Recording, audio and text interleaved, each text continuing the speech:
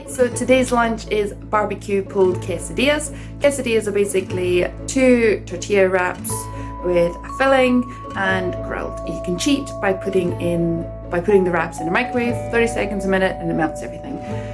Today is jackfruit, but you can use whatever you want. Mince, mushrooms, guacamole, whatever you want. Just have fun. It is good to use cheese in the middle of the filling because it keeps everything together.